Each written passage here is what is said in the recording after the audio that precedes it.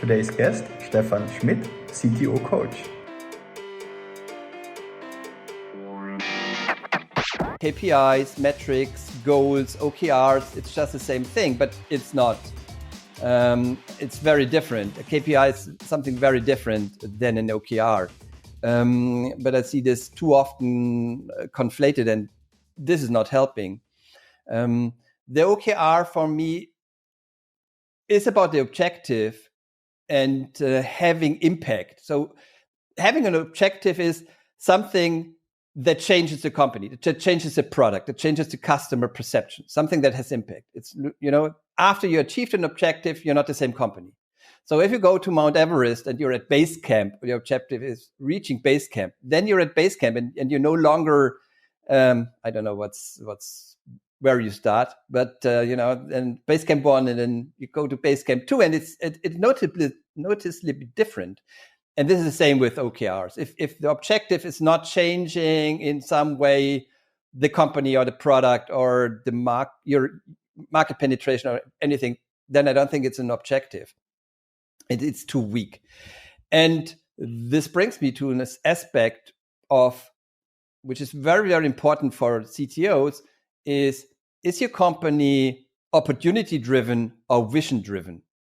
And a lot of times I see opportunity driven startups where a customer says we need this, or there's a small market opportunity, and then a startup does this or this or this or this, and then your objectives are very all over the place. They change a lot, and they don't move the startup forward.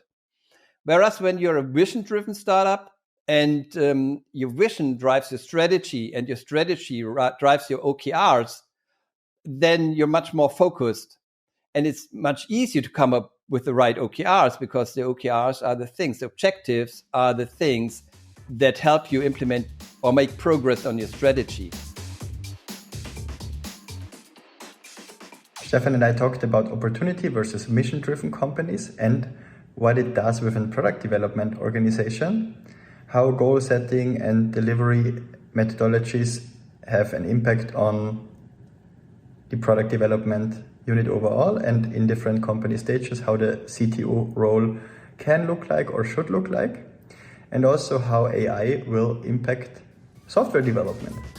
Then you can build trust, and then you can spend less time communicating and more time just getting shit done. Then I went home and thought about this sentence. We basically put it on the table. Hiring takes time. People are trained. How to objectively judge certain situations. It's very, very, very, very hard to change things. That was the learning. Entrepreneurs with empathy. To the people side.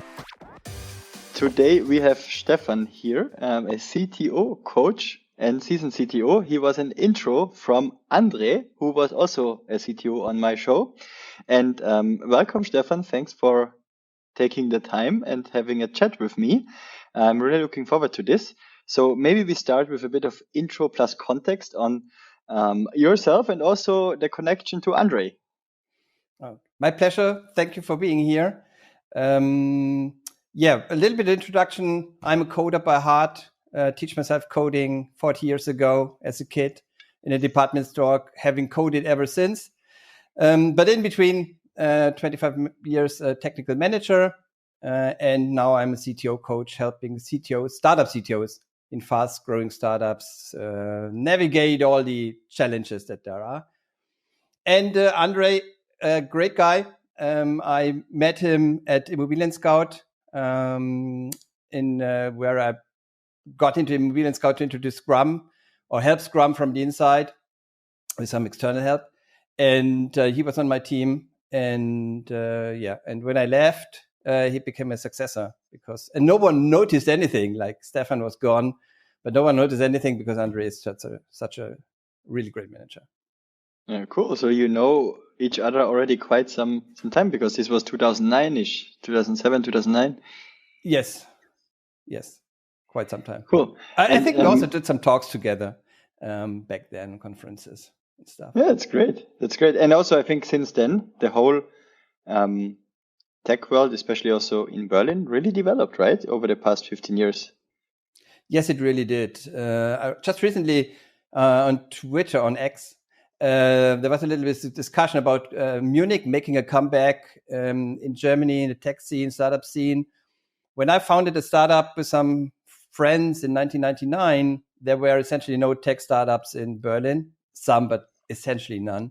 Everyone was in Munich. Like, why don't you found a company in Munich? Everyone is there, and how things have changed in the last 2 decades. Tell us a bit more about the CTO coaching aspect. So how does this really look like? When is somebody coming to you saying, I want coaching, or is this even happening in that way? So maybe give us a bit more insights there. I think it's an interesting topic. A little bit about CTO coaching. So you asked me, when are people coming? So I think people coming too early, too late, or at the right time. Too early means they don't have problems that we can solve. So then we have some nice chats, but it's not working out because people are too early. They don't have real problems. Like if you have 2 developers, you probably don't have any problems or no significant problems. And then some come too late, which is usually that point where they are near a burnout, and I can't help in any way with that. When it's too late, and I lost some of my clients because they joined too late in the coaching. So that's when I think they are too late. And then there's the right time to join CTO coaching is when you have some challenges as a CTO, like with scaling, with the team, with the setup, with security, with a lot of problems that you have, and you want someone to talk to who can share his experiences and give some insights perhaps, and also sometimes it helps a lot just talking about things. And can you also categorize it in terms of company size, engineering team size, or scale of the company, revenue of the company, funding size? Is there any pattern you see when the right time is there? It's often so one aspect is often before or right after some financing round. Companies said, okay, you get some money if you skill up the CTO. That's sometimes happening, or before some companies think, okay, let's take a CTO coach before we have some finance round. So we sail through more smoothly. And I also help a little bit in due diligence, technical due diligence preparation sometimes. From the size perspective, I think it's between 5 engineers and 70, 80 engineers, something like that. Because as I said, before 5, it's tough to identify problems. You can do essentially what you want without a lot of problems. And above that, it gets very political usually. So at some point in a company size, things get political, and I'm not that interested in this. So in these kind of problems, so I'd say it's the upper. And what do you mainly do then with the CTOs? I have a little bit of a CTO coaching model, which is called BEPA, Beginner, Experienced, Professional, Amazing. And there are some topics on it on every level, which I have seen over and over again. And we discuss these topics, which is like something like how to delegate right, what to delegate. These are topics that often arise, but also how to and when to introduce middle management. So these are topics we discuss. So there's some topics I bring to the table. And then there are the day-to-day topics and the problems and challenges the CTO has. Might be with people, might be with the CEO, might be with product, might be with scaling. Sometimes it's technical problems and architecture problems, but surprisingly, this is a very, very small amount of time we spend on. I have seen a misconception out there. A lot of founders that are maybe not having a technical background think when they start off, they need a CTO right away. But I think that's not true, because in the beginning, you just need an engineer, right? Who's building the stuff. Yes. At what point do you think, good that you also agree, at what point do you think, do you need a CTO, and how would you define the role of a CTO? Maybe at an early stage company with, let's say, 5 engineers versus mid-stage, a team of maybe 30. There is a full stack product development unit with product managers, designers, maybe several tech teams. And then maybe with a larger organizations where you also have engineering managers in place, maybe a VP engineering and so on. How would you define the role of a CTO in these different stages? So in the later stages, if you're bigger, I'm a strong proponent of CPTOs, so someone who manages product and tech at the same time. It could be CTPO or PTO, like if you focus on the P or focus on the T, depending on your business challenges in your market. But I think it's a good idea to make one person responsible for delivering and not splitting up the responsibility of delivering and implementing features into you find out what to build and you build it. And then you could create a lot of problems around this split up. So I'm a huge proponent of CPTO, where the CEO just delegates responsibility and ownership to build great features for the customers. And there is no splitting up. So in a large organization, I'd say you should have a CPTO managing both. And also driving budget and strategy and so on. And also hiring plans and everything. Yes, everything, especially strategy and understanding the business as a whole. I think one part where CTOs that are new struggle is understanding that you're now part of a top management team and that you need to drive strategy and also help the company as a whole and not just be the nerd on the table. That this is something a lot of people get wrong. So when you're bigger, more focus on strategy, more focus on vision. Obviously, when you're smaller, I totally agree with you. You don't need to have a CTO. Often it's, okay, let's have a CTO. We don't need to pay a salary because he or she is a co-founder. They work for free, kind of. But the challenge there is that the role of the CTO changes so much. Every role is difficult. The head of marketing, VP marketing, sales is very, my wife for some time was a sales consultant because she's in her startup, she also was head of sales. So sales, very tough thing. But the CTO role is very, very difficult. And I think very different to all the other roles because for two reasons. You have a lot of problems as the first person in the company. Because your department grows fastest, you have the first one, you have a lot of employees, you're the first who has middle management, you need to have performance management and infrastructure in place and teams and team leads and manage through people. And often HR is not already there. So, because the rest, the head of marketing, he has she has two people, and finance has two people or one person, one direct report. But you already have 10 people, 10 engineers, and you need team leads and stuff. And HR is not yet there because they are with the problems of all the other people. So you encounter all the problems first because of the people size and because of your growth, because you have the largest department. So this is one challenge, I think, for the CTO role. And the other is that it's changing so much. You start by an individual contributor writing real code. You write some code. And then you need to hire people, And then the challenge is, how do I hire people? How do I do that? And then you need to introduce team leads. And then you need to define a strategy for your architecture. In the beginning, you just write some code and deploy. But then at some time, you need to find out, where are we going? What are we doing? How is this working when we scale? How is this maintainable for the future?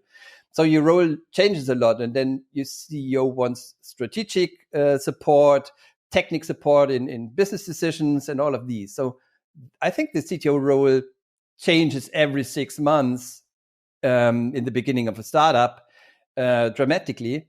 And that's a challenge. And that's also the problem, coming back to your question in the beginning, or your remark in the beginning, should I make an engineer CTO? The biggest challenge, I think, is if you make someone CTO, can he change or she change? I'm sorry for saying, can they change fast enough for the next 3 years? Are they adaptable or are they just a good coder? In case you like my show, please subscribe. I would really appreciate it. And I saw this so many times in startups because I come in from a talent acquisition perspective mainly. And when engineering hiring is a bottleneck, then sometimes you can also see that there are so many management structures missing overall. And that's usually also an indicator when an early stage engineer, or let's say a founding engineer, turns CTO for the first time. Then you see a lot of problems there. Big attrition, frustration, Yes. no clear strategy, no clear expectation setting towards interviewing, towards evaluation. And then you also have a lot of tension within the teams, because also a lot of inequality will exist through that. And I think that's also what engineers don't like, which is fine. Yes. Yeah, I nobody I think likes that, but especially there, I think it's more sensitive. Yeah. Yes. So that's definitely true. In terms of, I think you're also doing a lot, or having a strong opinion around the whole goal setting piece. We can call it OKRs or whatever we want to call it. How do you see that for the tech org? Also in importance to a CTO running their organizations in a solid way. So to begin with, I think if you're a CPTO, it's easier to have meaningful OKRs that have impact. It's a little bit more difficult if you're a CTO, because you're just kind of supporting product in delivering features. I would like to start with a misconception. I think everyone thinks that a lot of concepts are the same, like KPIs, metrics, goals, OKRs. It's just the same thing, but it's not. It's very different. A KPI is something very different than an OKR. But I see this too often conflated, and this is not helping. The OKR for me is about the objective and having impact. So having an objective is something that changes the company, that changes the product, that changes the customer perception, something that has impact. It's, after you achieved an objective, you're not the same company. So if you go to Mount Everest and you're at base camp, your objective is reaching base camp, then you're at base camp and you're no longer, I don't know what's where you start, but and base camp 1, and then you go to base camp 2, and it's noticeably different. And this is the same with OKRs. If the objective is not changing in some way, the company or the product or the your market penetration or anything, then I don't think it's an objective. It's too weak. And this brings me to an aspect of, which is very, very important for CTOs, is your company opportunity driven or vision driven? And a lot of times I see opportunity driven startups where a customer says, we need this, or there's a small market opportunity. And then a startup does this or this or this or this. And then your objectives are very all over the place. They change a lot, and they don't move the startup forward. Whereas when you're a vision-driven startup, and your vision drives your strategy, and your strategy drives your OKRs, then you're much more focused. And it's much easier to come up with the right OKRs, because the OKRs are the things, the objectives are the things that help you implement or make progress on your strategy. And so if you have so how do you come up with the objectives? I think you need a strategy. And how to come up with a strategy, I think you need a vision. So coming back to the CTO, it's very important, and this is something a lot of my clients and a lot of other CTOs I talk to miss, is that you have a vision, a technology vision, and a technology strategy that's tied into the business, obviously, and that helps you grow from a plain technical perspective, grow into the technical department and the technical platform that you need to be. Mm-hmm. Whereas the OKRs from product are about product. And as I said, it's easier for a CPTO because it makes more sense. But if the CPO and the CTO is split, it's very important for the CTO to have a vision and a strategy and derive the OKRs from that, and not come up like with random OKRs. Sometimes CTOs think, oh, what should I have as an objective for this quarter? And then they don't know what to do and what to come up with.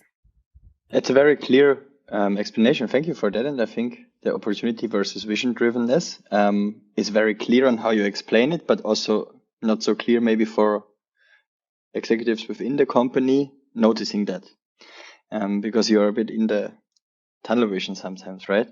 And I think especially you can see that there is an opportunity-driven approach when there is tension between the product guys or people and between the tech people, because sometimes they then don't fully understand the bigger picture and just go from A to B, maybe even switching direction, and then nobody understands why and how, and there are then a lot of dependencies and I would say frustrations coming up.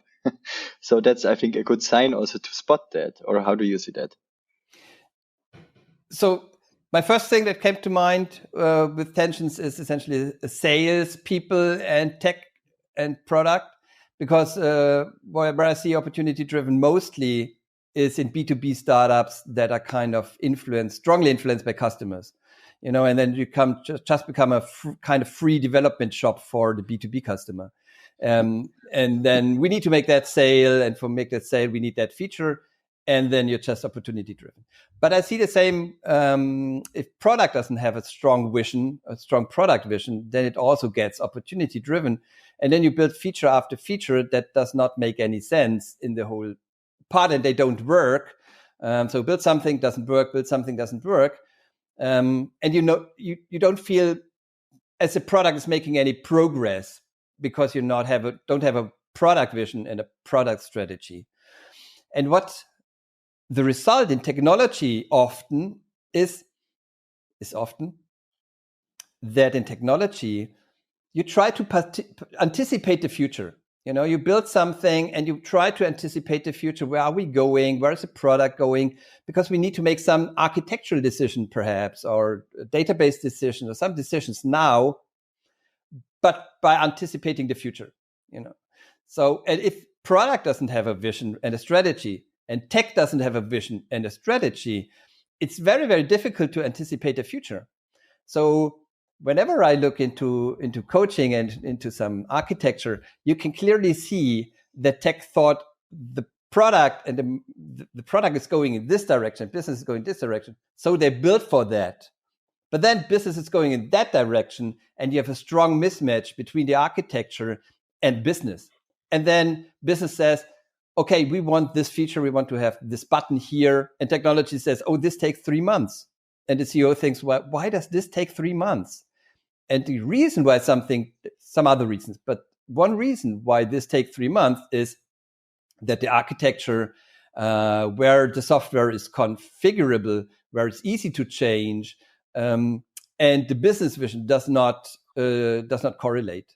And that usually happens because there is no clear business vision and strategy, product vision and strategy. So technology tries to anticipate a future, but doesn't have the information. And then they build something into the wrong direction. And then after some time, they come up with the dreaded word for the CEO, which is rewrite. Recently talked to a CEO and they said rewrite. And I thought, oh my, some things have been going wrong. But I hear it's not to single out anyone. This is just happening, I think, in too many places. Yeah, rewrites are happening all the time in startups, right? Because exactly of that, maybe that switch of direction or no long-term clarity on what should be the plan, and therefore you just get going. And at some point you see, oh, now we need to act more long-term, and maybe we need to shift a bit direction. Yes. And when we go now, let's say from the level of abstraction, from goal setting into the delivery, there is also Scrum and all these agile methodologies. What are your thoughts towards that? Recently, I looked up when I became a Scrum Master, and it was something like 2005, 2007. So I became a certified Scrum Master very early on. And because I also at university already in end of the 1990s, dabbled into extreme programming. So I was a huge proponent of Agile.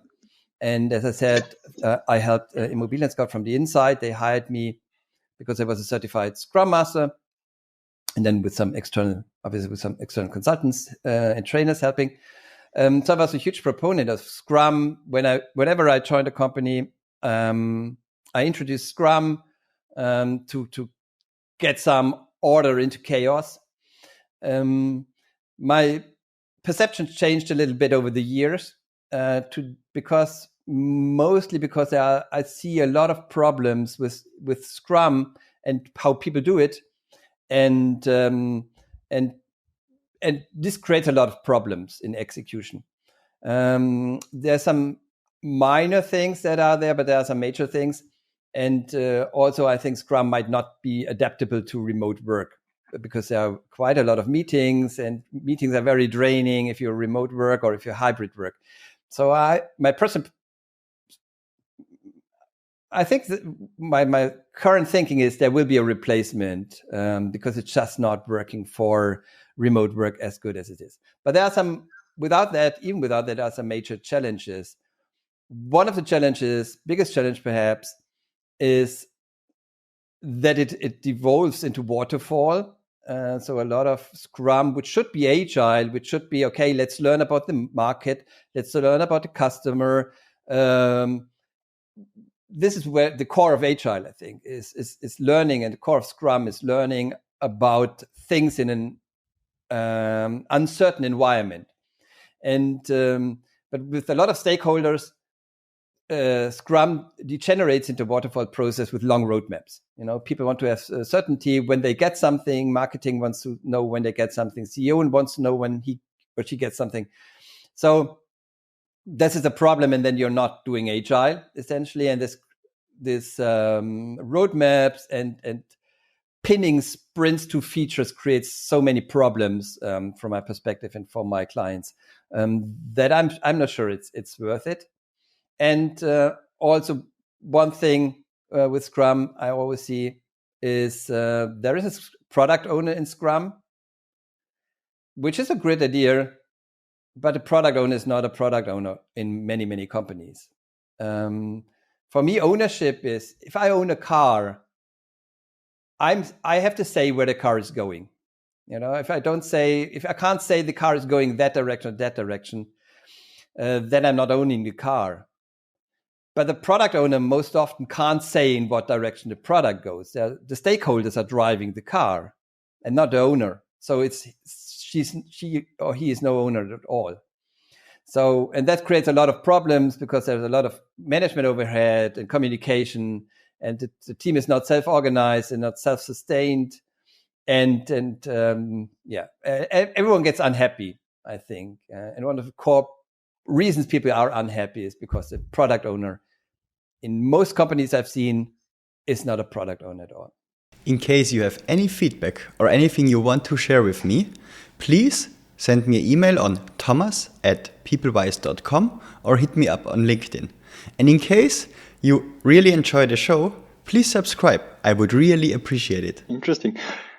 How do you see the whole AI movement impacting software development?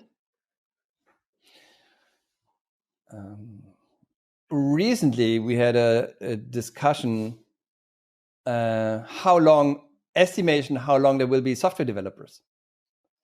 And so some people thought, 20 years or 10 years. Some people thought 5 years. Some challenged the notion that software development will go away. But I think there will be huge changes in software development because of AI. It's not clear which roles will change in which ways, which roles will go away. Will product management go away? Will software development go away? Will QA go away? So what roles will go away and how will they change because of AI? But will be huge changes. And I think in 20 years, one will not recognize software development in the way we do it today. So I think it will be a totally different beast.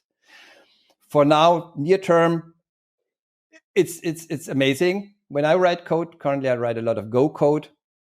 And when I write Go code or I have a newsletter, I have some Python scripts managing my newsletter.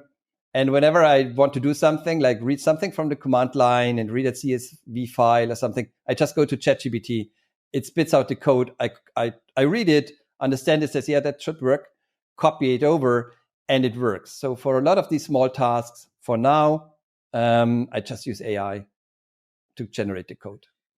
Especially if I don't know the language that well. Like if I know it very well, done that 1,000 times, like reading a CSV file in Go, I can write it down. But if I go to another language like JavaScript or Python or, it's very easy to just ask or go into a new framework or do something new. It's very, very easy to ask ChatGPT. And I think that's, there was this article by Brooks, which is there is no silver bullet. It's a very famous article, a very famous computer science or programming engineering paper, which says there is no tool that's a silver bullet. There's no tool that speeds up development 10 times. And today I would argue there is a silver bullet, and AI is speeding up software development tremendously. So, because also you can use it for so many layers of abstracting things, right? That you just want to do something and then you get the very specific task in different variations and you just know, okay, that's the outcome I want to achieve. Give me some solutions. Yes. Yeah. And also in some other areas like data warehousing, for example, I help some startups migrate to a newer data warehouse setup. But in the near future, I don't think you will have any data warehouse architecture or something. To just dump all the data into a big data lake, have an AI system on top, and then ask, what are my top customers? How are they categorized? How can I understand my best customers? Where do I lose money? And you can ask all these questions or draw a revenue curve for the last 12 months, and then you get it. You don't have. That's so cool. I already did that for several cases when I planned a bit of businesses. Then I just gave them some, let's say, information to say, build me out a scenario where this and this is happening. And then I got everything. And I was like crazy. It took me maybe 1 or 2 hours in the past. And then on the details, you just add some numbers to get a bit closer on what you want to see. That's all done in 5 minutes. Yeah. So what tools cool. have you been using for that? Just ChatGPT, to be honest. And they gave me a table and I just put it into spreadsheets and then I had the numbers. Yes. And also with some calculations like interest rates compound with that factor, for instance, or So that's really interesting. Yeah. So that will be the thing. So this will also have a huge impact. Currently, you have some setup you have a BigQuery data lake and a BigQuery data architecture on top with a data warehouse, and then you have some perhaps Tableau or DS Studio or something on top, or you have Snowflake or something, and you have data engineers and data scientists and people looking into the plumbing and stuff. All of that will go away. Why should I have, for example, Tableau or something if I can have just a chat and say, draw me up this dashboard with this and this and this, and then bonk, there. Yes. Yeah, definitely. Stephan, interesting everything what you said and what we discussed. So as a final question, I always ask, who is a guest that I don't know, who I should interview next? Oh, I don't know.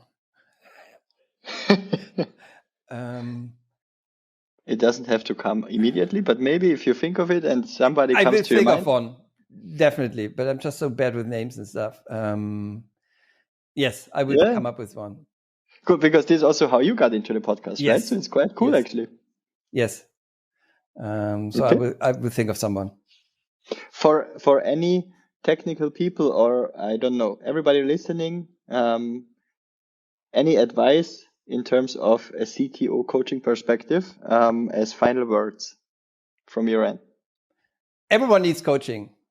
Yeah. Like if you want to, it's everywhere, but it's not in tech. So everyone is taking coaches in sport or in music or the CEO. So everyone is taking coaches, and it helps tremendously. And it's not that common in tech. So I think everyone needs a coach.